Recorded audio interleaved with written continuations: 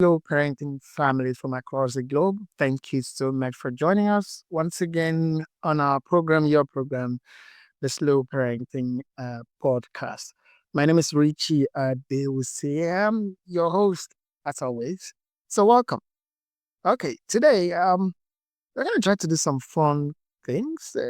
Learning is fun, fun is learning. So, we're going to try to um, look at some fun ways of doing, the intergenerational learning thing today. Okay.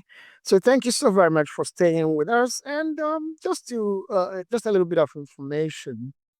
Um, February will be exactly 1 year. That's next month that we've come to you with the Slow Parenting program podcast.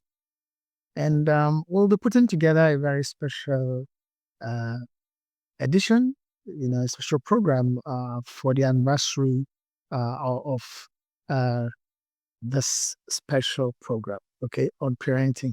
So if you'd like to be part of our anniversary, just send us a message. It's not going to cost you anything. We just send us your goodwill messages, and it'll be part of that package. So welcome for today's program. And today we are going to be talking about leaving your handprints, or rather, leaving handprints on the signs of tomorrow. Okay, leaving your handprints on tomorrow. As the saying goes, leave your footprints on the sands of time.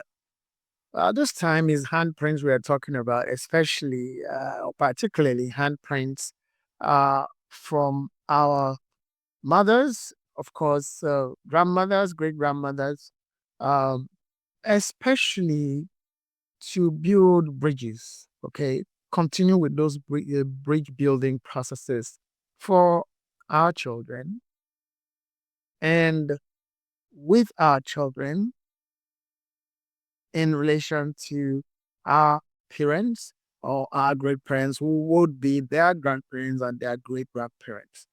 So today we're going to look at a particular or some fun um,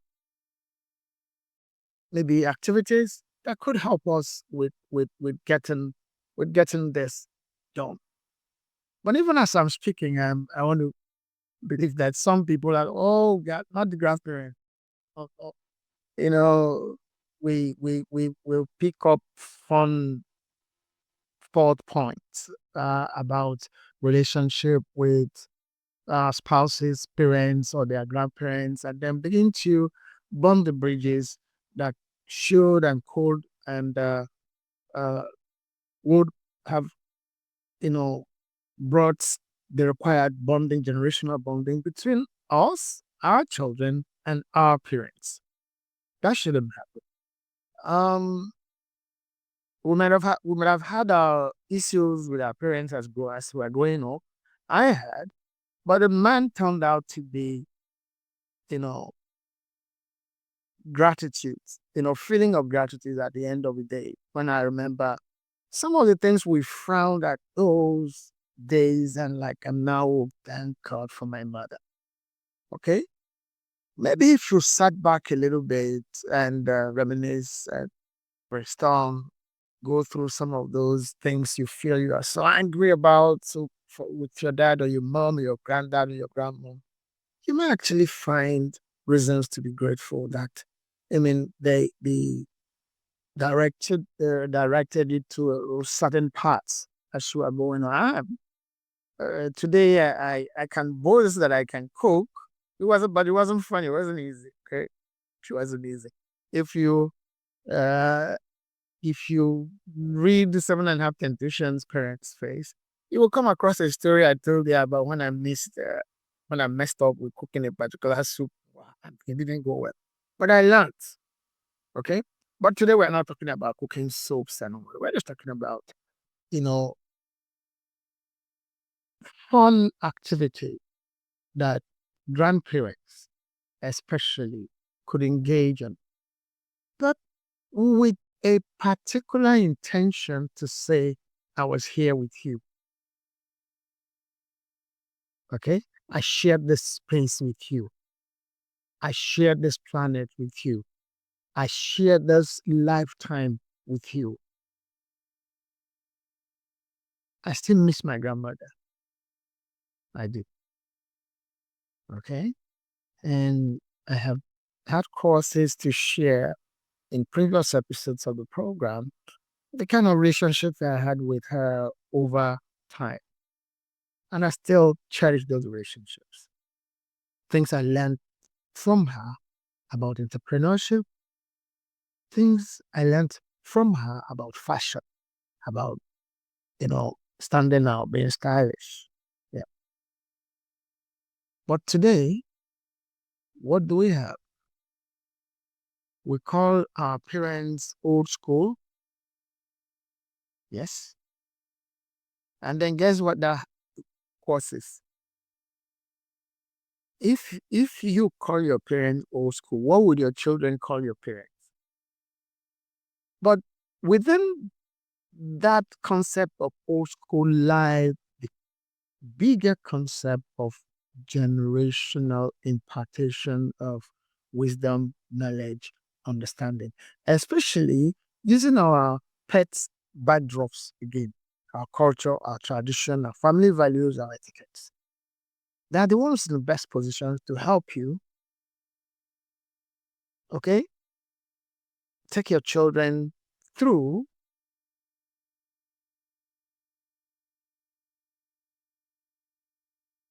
a fresh or review or update the information would have given your children about some particular issues about your family, okay, where you come from, how you do things. You might not have gotten it all right. Okay, so don't be afraid for not of don't be afraid for grandma or grandpa to come around and be with the children. Get your children to become comfortable with relating with your parents, their grandparents. Okay? And the processes for that to happen shouldn't really be challenging that much. If we remember that we too, at some point, yes, at some point would also become some people's grandparents. How would you want to be treated? How would you want your grandchildren to relate with you? If you would not let your own children relate with your parents, there's something the Yorubas call aboaba. Hmm? It means, well, the closest thing to it in English or Latin or whatever, or Greek or whatever language is karma. Aboaba. You are laying a foundation of bond bridges or for bond bridges. Don't bond bridges. Build them. Put the structures or equipment in place for generational bridges to be built, okay, between you, your children, and your parents. When your children also then begin to have their own children, they already would have had building materials with which to continue that bridge building business across the generation, and it continues that way. Now, grandparents, if you are listening to me, I'm one. I'm a grandparent here. I have two beautiful granddaughters. Yes. I remember some years ago, the young lady I'm talking about now, uh, in Nigeria, within the educational system, she's in JS3 now. That's third year in secondary school, basically. But at the time, the story I want to relate to you about, she wasn't three, maybe, maybe three going on four. And then she kept telling her parents wants to go to see grandpa, wants to be with grandpa. And they brought her all the way from Abuja in Nigeria to Ado Ekiti State, where I spent most of my time then. And they left her with me and left. And we had such a wonderful time. I love to pick snails. I love to keep snails then. I'll go one snail picking with her. But I hadn't, what I want to share with you today, what I really found of, interest, you know, that I'm like, oh, I got to share this with the family. I didn't have that idea then. I'm like, when I saw it online, I'm like, oh, this is beautiful. This is so beautiful. So it is practically leaving your handprints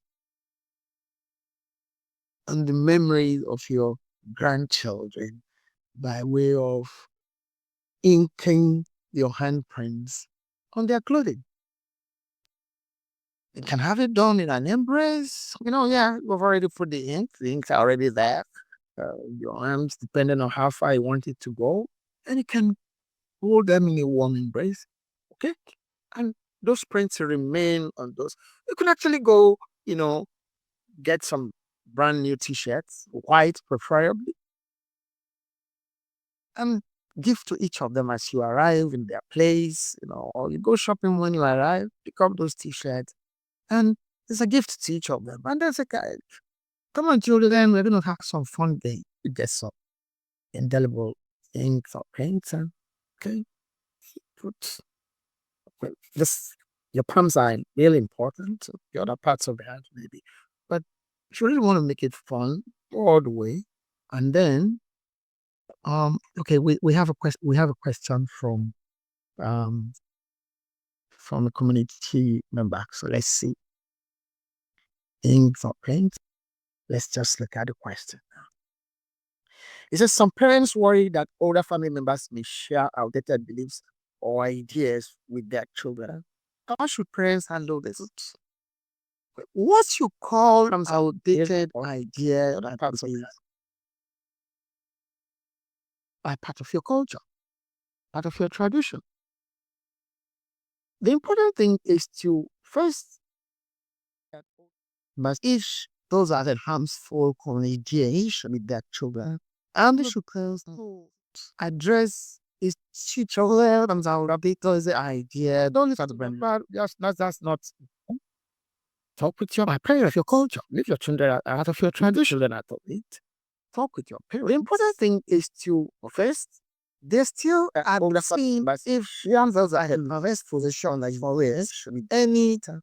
And should wasn't so if you address how data is shows that the organization is dead. What else has to do with that's have another version of that. Talk another story of your culture can be the response of your tradition. Don't make it confrontational. Don't go argue. No, what you're telling this child, you're just misleading them. No, don't do that. Okay? Let the story finish. The children are enjoying it. Oh, well, this is how to prepare this. Mom, I just say preparing that way. It's nice. Leave them to have their time with their grandchildren. Then you can now have your time with your parents, your mom, your dad, who is one passing the particular information or the particular offensive or, well, outdated belief or, information that you have an issue with. Because you are the one who has an issue with the information or the practice you are talking about. Did you learn down even know what you are talking about? Okay. So you are the one who need not to go back to your mother, your father that had passed the information to say, Dad, Mom, you know that things have changed. Oh. That thing you said to the children that time, is it still that way? Make fun that of it. And then you can then inspire a new version of that information or that activity. Okay? Remember, I've said don't go being combative, being confrontational about it. The children who would have had the information don't know anything about the information. Remember, it's you that know what the old version is and what the new version will be. So Sort it out with your mom, your dad that has information, and then let them review according to your present family situation. Guess what? If indeed the information is outdated, you would have had to educate two generations. Okay? You would have had to encourage, okay, inspire two generations with the current information concerning the issue that you raise an eyebrow. Your mother or your parents would have given that information on that. Well, maybe truly might be outdated. Yes. Okay. And then your children, they know this is where this happens now. And your mother and your father would, oh, really? Oh, well, now, I don't have that information. And you laugh about it. But if you go combative, everybody learned nothing. So, and then you would have ended up creating a barrier between your parents and your children and yourself. You don't want that to happen. Remember what we are getting at? We're talking about building generational bridges. Okay. So it says, how should parents handle this? Handle it amicably. Okay. Handle it with a view of impacting whatever the new information or the new way of doing that particular thing is to the two generations who might be ignorant about the new way at that particular point that share it not at the time your father or your mother is having that time with your children. No, let them finish. There will be another session where if there was an erroneous information where it could be corrected, and it will be another fun time between your parent and your children. Or if you really want to now make it a larger family thing, your parent that is passing the information could say, okay, children come, okay, may we come, all right? Children, your mom has a different version of what I told you yesterday. Let's hear her. It becomes a fun time for the whole family and no hard feeling. Everybody learns, everybody bonds, everybody feel the need to continue to relate or associate. Another community member here says, just a moment here. Another community member here says, if a parent is estranged from their own parent, how can they ensure that their children can still have a sense of family legacy? What brought about that estrangement? Could it be repaired? Okay. Could amends be made between, well, the parents and their own parents? Could the children even be the building blocks with which to amend the estrangement in the very first place? Okay. I shared in the course of this program um, a number of editions ago, actually at the early stages of, and well, at some other occasions. My mom and my grandparents were not really they were not the best of friends. Okay. But they were fond of each other. And then we, the children, became the building blocks, okay, for repairing, well, the wobbly relationship bridge between them over time. So how did it happen? Our mom would, not that our grandparents would want to see us during the holiday periods. She will go shopping. She will keep going to shop, come back, package. This is for uncle, this is for aunt, that is for grandma, this grandpa. Keep going to shop. And then when the school closes or would have closed that time, we'll package everything, package our holiday bags, and put us in the train. That time, it wasn't a telephone thing or telegram. They go to the railway station and send telegram to my grandparents. And then they'll be at the train station waiting for us.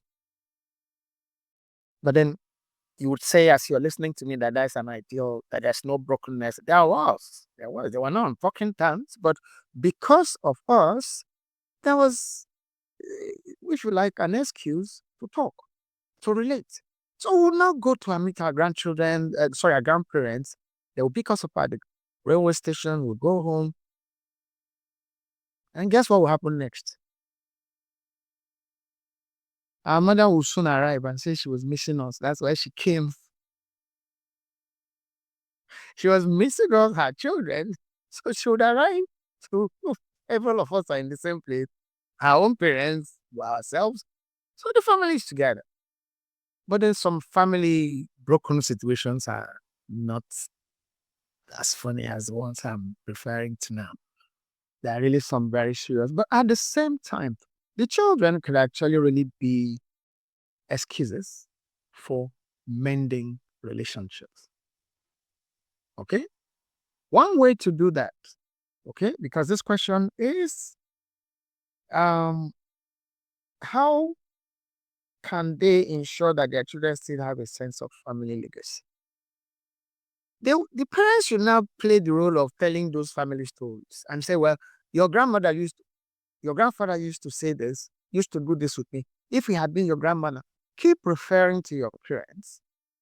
And then you will be surprised that your children will develop a craving to see, to visit, or have their grandparents visit. And unless you are, well, whatever it is that would have happened to create the estrangement in the first place, again, that could be a reason that could lead to the mending of relationship in the family. Okay?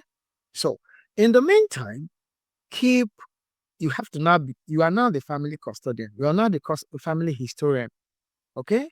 To now present to your children how this is how we cook this soup in our family. This is how we gather to eat. This is what happened this period of the year when so and so kind of activity would have been happening where we come from. You relate those things, the children might begin to crave, for the real environment in which those things would have happened, which might lead to, them wanting to see their grandparents or begging you to invite them to visit. Remember what we were talking about here? Building intergenerational bridges. When that happens, the bridge is on its way to being built back. But then, particularly today, we're talking about that fun game of, the ink marks on your palms as grandparents. Okay? And then embracing each and every one of your grandchildren one by one with the ink marks, either by way of having them at their backs, or you can just nicely put on their chests. Your fingerprints, your palm prints remain there in those shirts. Remember, first of all, you gave them the shirts, or you asked for the shirts to be bought for them. Like we said, preferably white. I mean, for better resolution, white will show any color that those inks, are in. And then one by one, at the end of the day, thank God for cameras. You take pictures. Okay? I'm going to pause at this point and let you see that, one of those videos. And then we'll come back. Okay? Don't go away. Thank you. Hi, what's up? So this is gradually becoming a trend where you have grandchildren and you have the children come together to have a handprint of their grandma on their shirt. And this is another one where we have all the grandchildren gather together to come. The end will make you shed tears because it was emotional to see all our grandchildren come get the handprint, and you can see the excitement in the children. If you've not done this for your mother, you can try it out. So that you have to buy white shirt, and get ready to have the print red or choose any color. You can see some of them take their time to hug their mom, grandma, for being exceptional. I think I'll try this with my mom this new year. This is a son and this is all of them. You can try it out with Grandma, you can see the excitement in Grandma's face. Mama, we know you're not going to lose you right now, but we love you greatly. God bless you. I hope you enjoyed it. Thanks so much, and welcome back. Now, what's your view about that video? What did you see? What do you find of interest in it, or what don't you find of interest in it? But I guess for me, for us here at Look Parenting, it's a fun way of practically, okay, leaving indelible bonding marks on your grandchildren. They will cherish those shirts even when those grandparents are far gone. Some of them would store up those shirts. I have memorabilia from my grandmother till date. And then she's been gone for over, 40 years.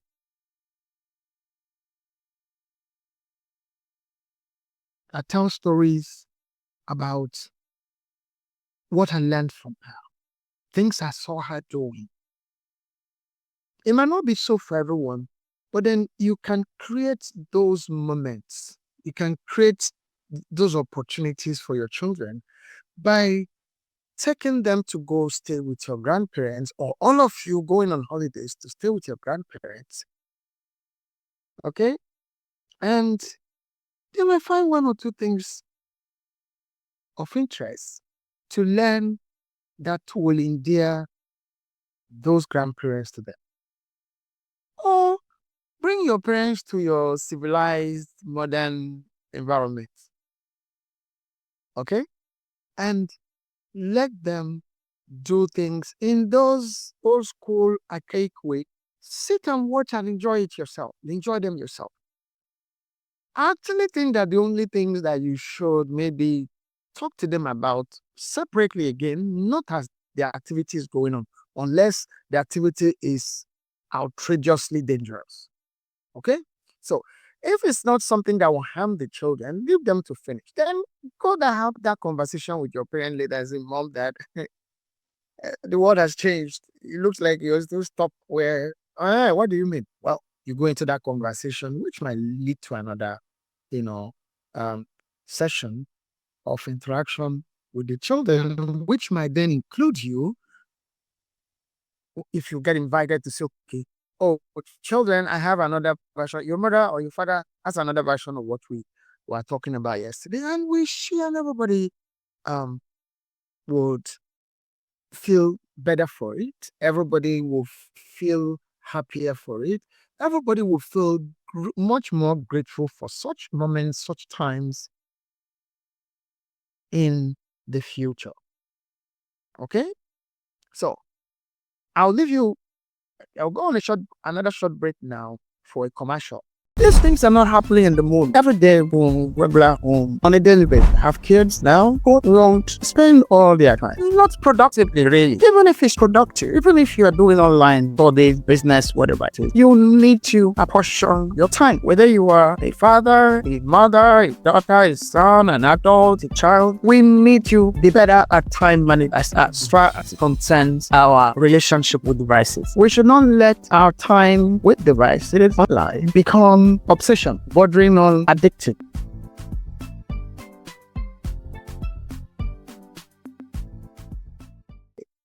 And I also like to take Gary as a snack, like you take cornflakes, soak it in water, put some sweetener, put some milk, and maybe some peanuts sometimes. So I had always wanted to know what tree, okay? I had always wanted to know what tree the Gary grows on. So when I arrived in the village, I kept asking my grandparents, where is the Gary tree? Where is the Gary tree? They kept laughing at me. They would laugh. What do you mean Gary tree? So, well, the first person that thought he was being serious with me took me to show me a cassava plant. in a farm close to the compound. I'm like, why is the guy? I can't see any guy on the tree. They say, well, it's inside the ground. I'm like, no, this can be true. So I was left alone there, trying to figure out how how does the Gary go from on inside the ground to now climb the tree and come out maybe on the leaves and you can now harvest it. I was still there going through that brainwave. I didn't know the people that brought me there had left. And I was left there. Remember, I'm coming to the village for the first time. Very first time. I was about, well, maybe 9 or 10 that time.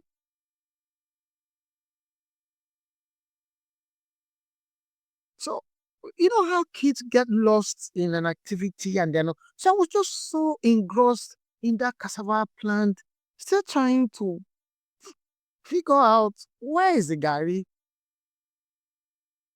And then lo and behold, the people that brought me are gone back to the compound. I mean, they have other things to do. They had gone. I left me there, lost my own. Then as I turned around, I didn't see them. And I saw this big moth, butterfly, the type they call them, big giant one, perched on one of the cassava leaves.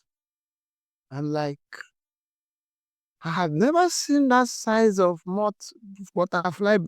I was petrified. I was now thinking about how to get up from where I was squatting and walking past that thing there. And on the wings, it just looked like they had eyes, that there were eyes on the wings, these patterns. The moth was huge. I managed to get up. Don't laugh. Don't laugh. Don't laugh.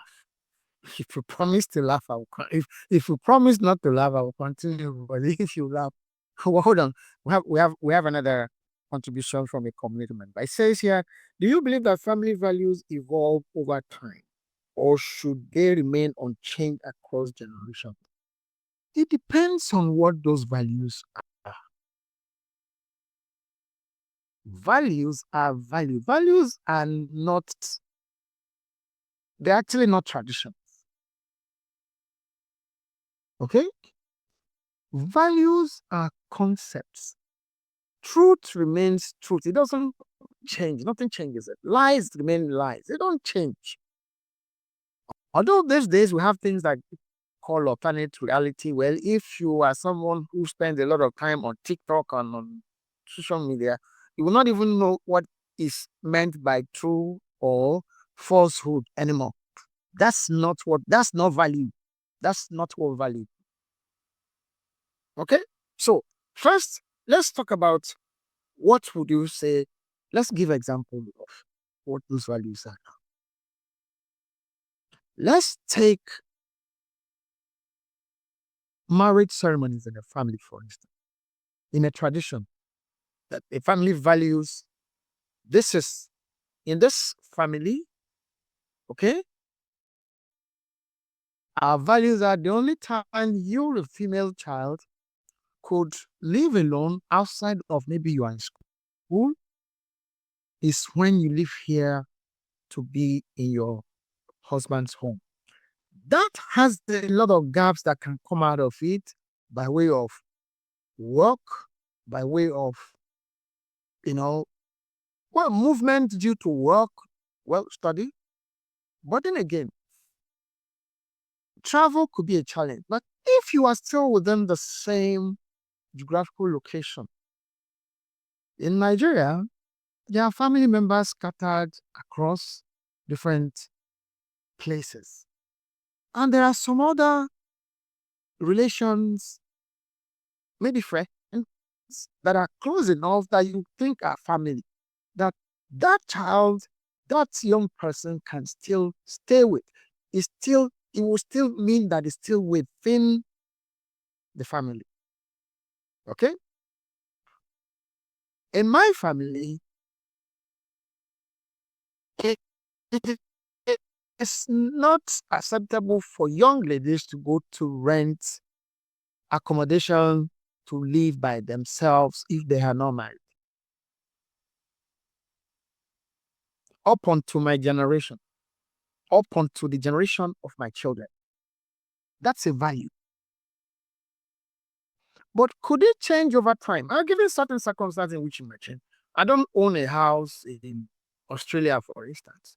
So the child maybe gets a job to go to live in Australia or go to school in Australia. We've already removed school from school is not it. When you're in a hostel, that's a different thing. People understand that you're in the hostel. Now, if child gets is not married but gets a job to go to work in Australia, you will carry your house and all of you will move there. No, that's an entirely different thing. But what's important is whatever traditions, values that that child has learned within that family setting, that young woman is most likely going to remain with them till she gets married. That might be a wild horse, wild card example. Okay? But that is a value that is across quite a number of cultures, but that had become, some people now tell you is outdated. What makes it outdated? What makes it outdated? Okay? What are the reasons? You're either in your father's house or in your husband's house. And then some people will not say you're saying that oh, everybody must get married. Should everybody must get married? Well, I'm too old to be in my father's house. If you respect your family values, you will not see, you will not be able to to begin to make those classifications of I'm too old, I can't be with my father, I can't be with my mother. Okay? Now, values, like I said earlier, are not the same as tradition. There are some traditions that are harmful, that have come to change over time. Okay? I will give another maybe extreme one. Circumcision, for instance, of females, for instance. It's a tradition that a lot of cultures, a number of cultures in Africa especially, hold very sacred. Okay? But then with science and health implications, we'll come to know that female genital mutilation is not healthy for women. It's not. Okay? But some families still hold on to that tradition and they call it family value. In this family, we value uh, female circumcision. But scientifically and medically, it's not healthy. So, on health grounds, of course, that can change. That is to change. I will share this. I like to bring facts to bear as we discuss on this program. I knew of a friend in my university days. While we were in the university, the family insisted that she had to go to circumcise.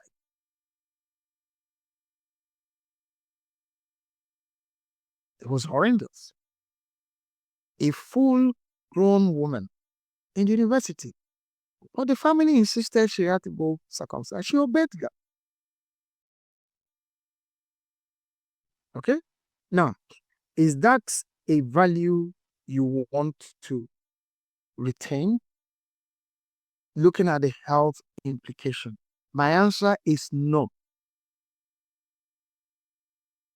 Regardless of whatever the culture that had instituted it to become a value in your family. When you think about the health implication for the individual concerned involved, that change needs to happen. Okay? That evolution from circumcision, well, which is female genital mutilation, to not adhering to it at all. That evolution mixes. But there are other utilitarian values that are beneficial till whatever time for the good of the individuals concerned themselves. But they will see as, let's take cooking, for instance. Cooking is a value. It's a family value in a lot of families in the so-called third world. And even in the first world, when it was still medieval up to maybe 16th, 17th, 18th, 19th century, young women still were taken through, learning specific handiwork skills. Cooking was part of it. Sewing and all of those.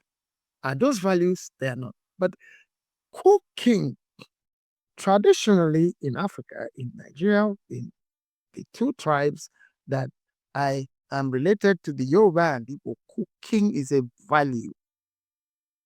It's not just culture, it's not just tradition, it's a value that any, this is not being gender biased now, no. Any female that is interested in going to get married to somebody tomorrow is a value, is a skill that is valuable. There's a difference between valuable and value. But families value the cooking skills in their female children. Now, let me extend that. In my family, where I grew up, cooking was a value for all the children in the family, including me. And my mother made sure that all of us could cook. And all of us do cook. Okay? So there are values that, because of health implications, because of geographical situations, might evolve. But there are certain values that sentiments should not bring about their evolution. Okay? We have another contribution from a community member here. I said, how do you make sure that children learn life skills from older family members like cooking or gardening? It's by practicing it. It's by bringing them, to the table when those things are being done.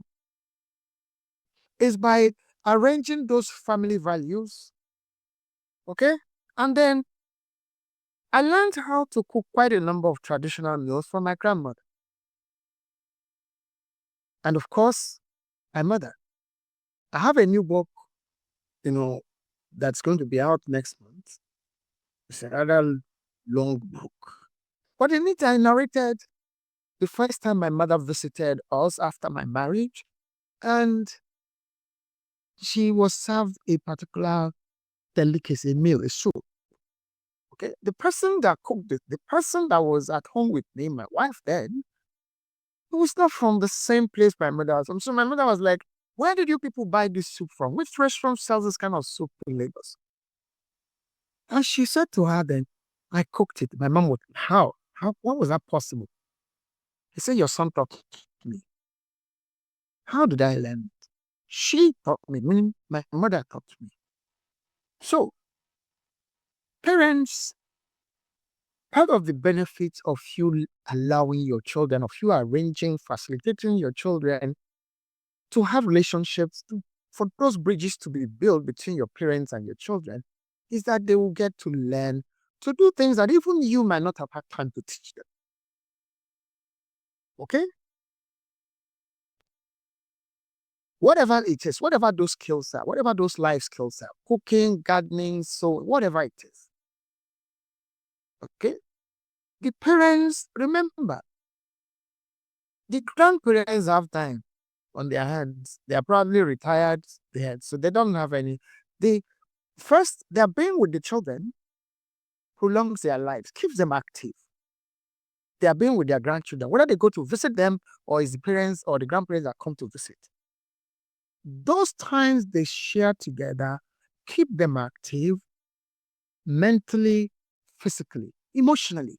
So there are a number of researches that have shown that that actually prolongs the lives of, keeps them healthier, keeps them to live longer.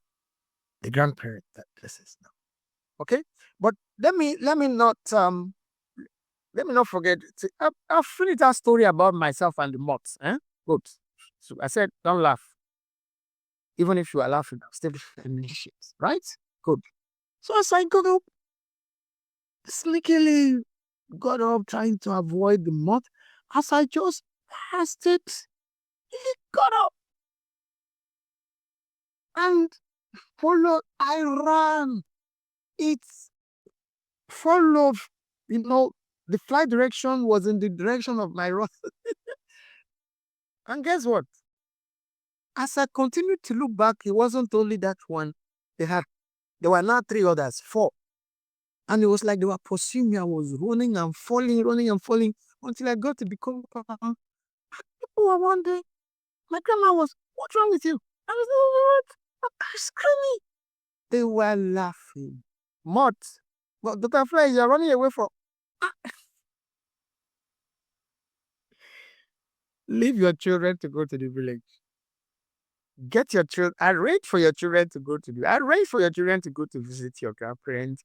Allow, allow for your parents to come to spend time with you.